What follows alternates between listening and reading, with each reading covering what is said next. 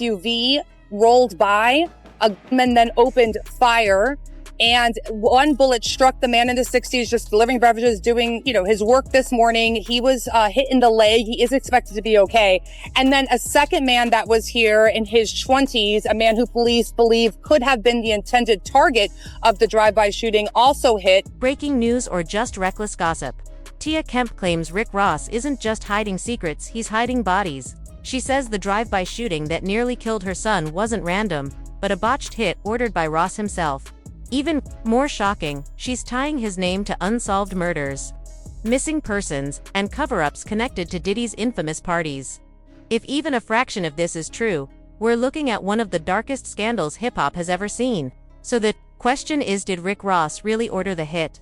Or is Tia playing the most dangerous game of her life? Tia Kemp has once again turned up the heat on Rick Ross, refusing to stay silent. This time, her accusations are more alarming than ever. She claims Ross not only tried to take her life after she exposed his alleged role in Diddy's infamous freak-off parties, but also hinted at his involvement in multiple deaths, still under police investigation. According to Tia, Ross was entangled in disturbing behavior, getting oiled up to be with much younger men, and she even went as far as naming individuals she believes he unalived. Shockingly, some of those names still appear on police websites as missing persons. But her claims don't end there. Tia alleges that the drive-by shooting her son survived last year was no accident. Instead, she insists it was a botched assassination attempt ordered by Ross himself. The intended target, she says, was her, but the gunman mistakenly opened fire on her son, leaving him hospitalized for weeks and fighting for his life. Back then, the shooting had many fearing the worst, as her son's condition was critical. Yet while Tia was dealing with this nightmare, her rivals, including Ross's ex, Stoney Jones, seized the moment to mock her pain. Stoney reportedly posted photos from the incident online, ridiculing Tia and calling her delusional for pointing the finger at Ross. Stoney Jones didn't hold back when she decided to take aim at Tia. She mocked the situation harshly, pointing out that while Tia constantly had something to say about other people, their families, their children, even their reputations, she was silent when tragedy struck her own home. Stoney highlighted that Tia's son had been gunned down in a drive-by, yet Tia never showed up at the hospital to sit by his bedside. Instead, according to Stoney, she kept spreading rumors about others while refusing to acknowledge her own troubled reality. "Talk about your own life and your kids," Stoney snapped. "Stop dragging mine. You're throwing rocks while living in a glass house. I'm praying for all the victims, but girl, face your truth." Her words stirred outrage online, and many criticized her for mocking such a painful moment. But as cruel as the comments seemed, they were only a small part of T.I.'s nightmare. Behind the scenes, T.I. was convinced that Rick Ross himself had ordered the attack and that her son was never supposed to be the target. She believed the shooting was a botched hit, meant for her. And the motive was clear. Tia had been loudly calling out Ross's alleged ties to Diddy and his parties. Not long before the attack, she had been speaking publicly and relentlessly about those connections. Something Ross, she claims, wanted silenced at all costs. Just hours before the shooting that left Tia's son, William, fighting for his life, blogger Tasha K had teased a bombshell interview with Tia. In the preview, Tia came forward with what she claimed were receipts, messages, and conversations she had with Rick Ross back when they were together. According to her, Ross openly spoke about Diddy's alleged crimes and even bragged about how he couldn't wait for the day Diddy ended up behind bars. His reasoning: he wanted to swoop in and buy up all of Diddy's properties once the downfall came. So Rick Ross talking shit about Diddy. I should go to my DM. Oh, I want my phone right now. Bring her phone. Bring her phone. I'm gonna go to my DMs because you know he blocked me, but I still could go to all this stuff. I screenshot it. Girl, how about he was saying, "Oh, I can't wait till they lock that up. I'm gonna buy his shit." I'm gonna show you all the messages where he be talking about all his niggas. He said he can't wait till they lock Diddy up. Locked up so he could buy his house. That's real fucking two-faced. Girl, he talked about him like a dog. He talked about all the receipts. Yeah. She got two phones. Look. Girl, okay. You see what month it was, so you already know we were now, on why good you looking terms. for the... By the time the shooting happened, the timing was impossible for Tia to ignore. Just hours earlier, she had been online, spilling Rick Ross's alleged secrets for the world to hear. And if you asked her, that was exactly why the attack took place. In her mind, there was no question Rick had ordered the hit to silence her. To make matters worse, The son who was shot wasn't even the child she shares with Ross, which only fueled her belief that he wouldn't care about the consequences. If anything, she saw it as his way of sending a chilling message. He wasn't playing when it came to her online accusations. Things escalated further when a video went viral showing Tia's ex, Big D, alongside police, forcing her out of the hospital where her son was recovering. Reports suggested that Big D had told officers William was only targeted because of T.I.'s constant commentary about Ross. According to him, Ross had allegedly ordered the hit as a warning shot meant for her, and the authorities seemed to agree that Tia's presence put her son at greater risk. As a result, she was banned from being by his bedside, deepening both the scandal and her isolation. Oh, we finna clock this tea right here. Renee says you want to stay keeping up. We finna talk about some real tea. Your brother over there paying people to put hits out. He over there paying people to put hits out. And nigga running off with his money and it's getting back to me. So now I'm finna send the feds over there to y'all empire. See, you had the right bitch today. You keep playing with me, I'm finna tear y'all motherfucking empire down. Not everyone agreed with the hospital's decision to keep Tia away from her son. Many felt that, regardless of the circumstances, she still deserved to be by his side while he was fighting for his life. Online debates erupted, with some calling her treatment unfair and inhumane. One person argued, he's wrong for having her taken off the visiting list. Their child is literally fighting for his life. She should be there. Another echoed the same frustration, I don't care what anyone says. If I can't see my son after he's been shot, I'd be losing my mind too. Baby daddy can be a lot of things, but this is going too far. But then came an even harsher twist. Rumors spread that T.I.'s own son had supported the decision to keep her out, believing that her constant public rants had put him in danger in the first place. That revelation cut deep, and the backlash against her only grew. Instead of going silent, though, Tia turned to Instagram Live to unleash a fiery rant. If Rick Ross was going to keep messing up her life, putting hits on her, tearing apart her relationship with her son, then she decided she might as well expose everything about him and his ties to Diddy before he managed to silence her for good. She began by doubling down on her most shocking claim, that Ross had placed a hit on her. But according to Tia, the men he paid never carried out the plan. Instead, they allegedly pocketed his money and secretly warned her about what he had tried to do.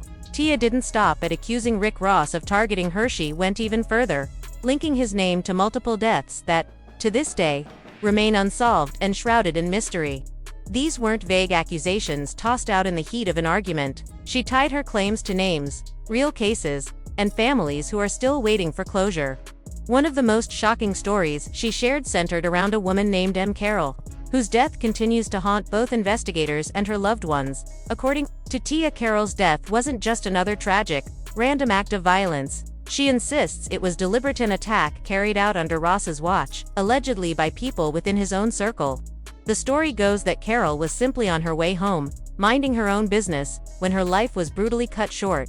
Tia claims to know more than she should, and in her version of events, Ross's crew was directly responsible. What makes this accusation stand out is that Carroll's death is still unresolved. It hasn't faded into obscurity or been dismissed as cold. Law enforcement reportedly continues to keep it open, and her family has been vocal about wanting answers. That makes Tia's claims sting even more, because if she's right, the culprit isn't just a nameless figure lost in a case file. It could be someone with wealth, fame, and influence strong enough to keep the truth buried for years. But Tia didn't stop there. She doubled down, suggesting Carroll wasn't the only one who had been silenced. She also pointed to another case, a man allegedly killed in front of one of Ross's properties, a location infamously nicknamed the Black House. For years, rumors about what went on at that property have floated around, but nothing ever solid stuck. Tia, however, paints it as a place where danger and corruption lurked just outside the glossy image Ross projected to the public. By linking that man's death to Ross's orbit, she wasn't just accusing him of personal misconduct, she was suggesting a pattern. A dark trail of violence and cover-ups connected to his empire. Her words didn't come across as whispers or vague insinuations either. In her fiery online rants, she delivered them with conviction, daring Ross to deny it. She even warned that if these families decided to sue, Ross's entire estate could be at risk, because the cases weren't closed and the truth would eventually surface. It was less of a casual accusation and more of a direct threat, as if she was trying to rip open old wounds that had been deliberately kept hidden. For the families involved, T.I.'s statements may have been both painful and validating. Painful, because they resurfaced tragedies that have never been resolved. Validating, because someone, whether credible or not, was finally naming names in cases where silence had long dominated. For law enforcement, though, this kind of public accusation can complicate things. It sparks speculation, spreads rumors faster than evidence can be gathered, and risks contaminating public opinion. But at the same time, it can also push stagnant cases back into the spotlight, forcing questions to be asked again. Critics of Tia argue that her accusations are reckless, that she's exploiting unresolved deaths to drag Ross's name through the mud. They claim she doesn't care about justice, only about payback and attention. Yet her supporters flip the argument. If she were simply chasing clout, why bring up cases that are still active? Why risk angering not just Ross, but potentially the families, investigators, and even legal authorities? Her defenders say that no matter her tone or approach, she's speaking truths that others are too scared to voice. What's undeniable is the weight these claims carry.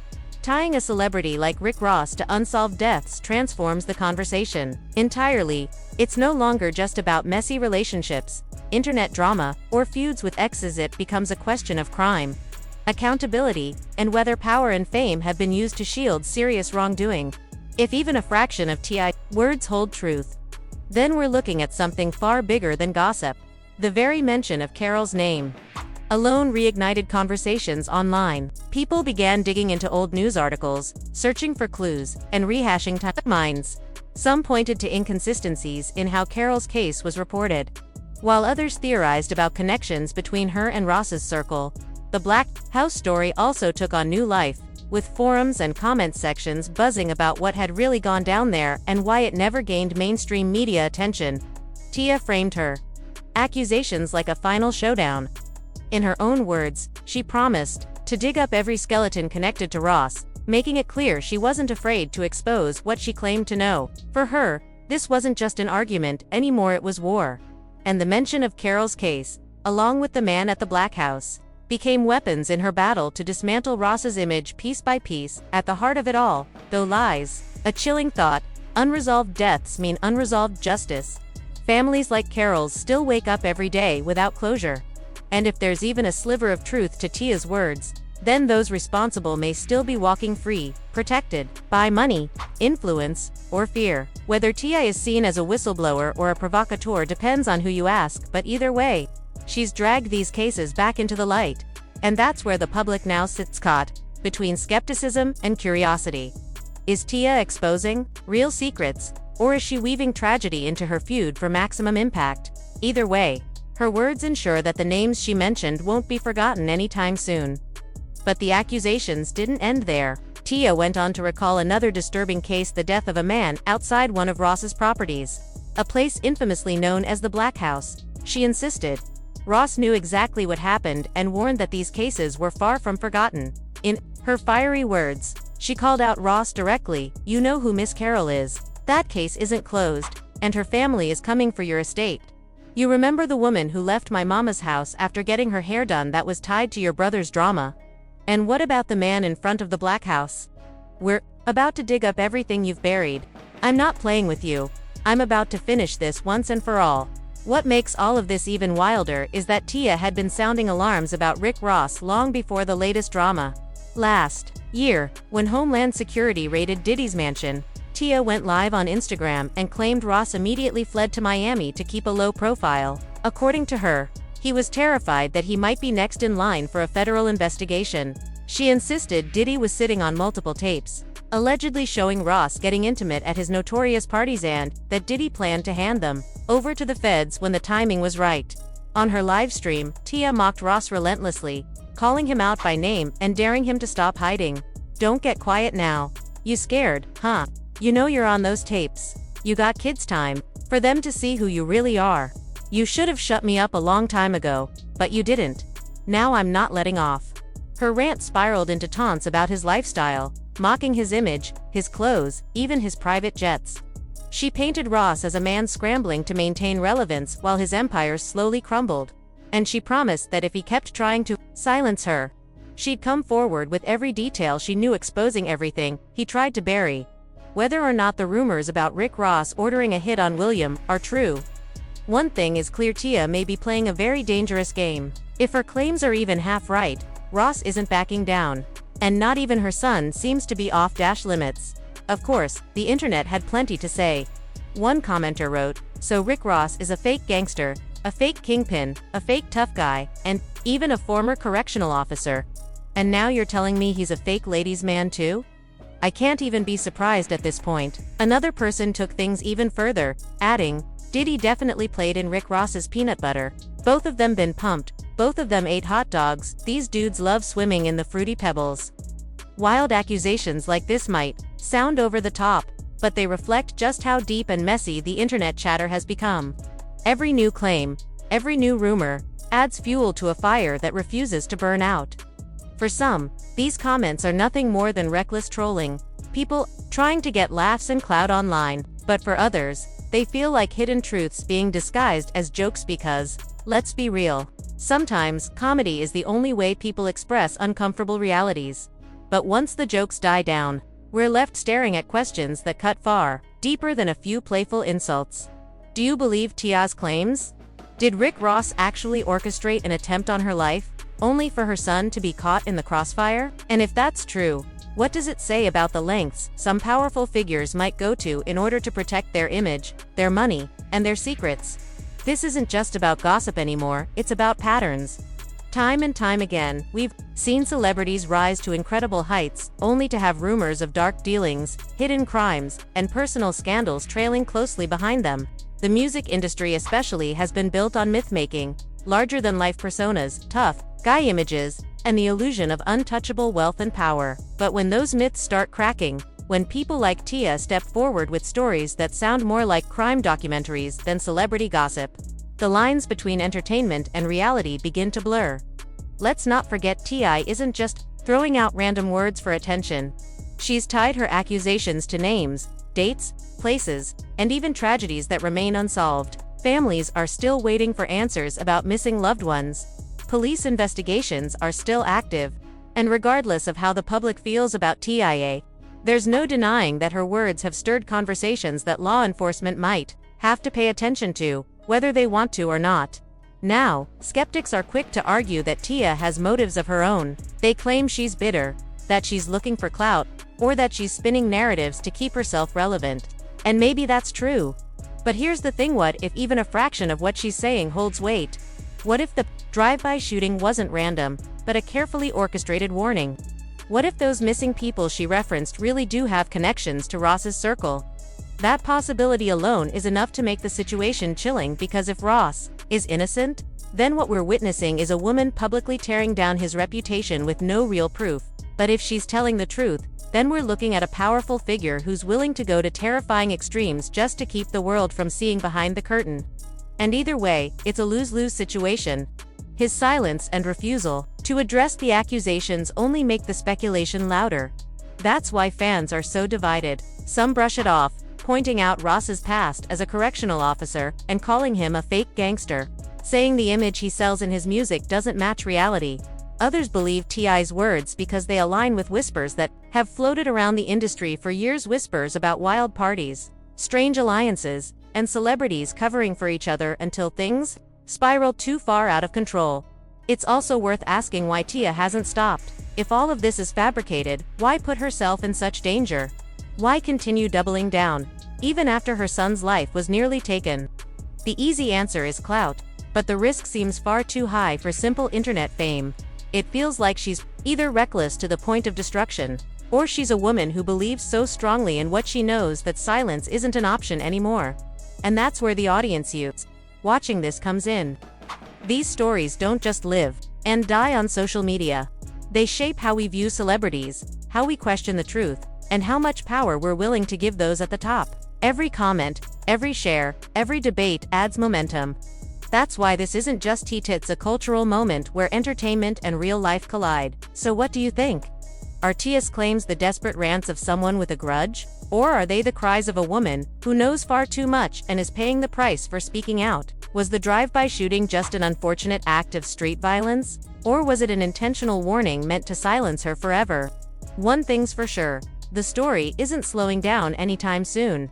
And as messy as it is, it forces us to confront the uncomfortable truth about fame, money, and power, how easily they can blur morality, how quickly loyalty turns into silence, and how, sometimes, the truth hides in plain sight, buried beneath gossip until someone dares to dig it up. Let me know your thoughts in the comments below because this conversation is just getting started.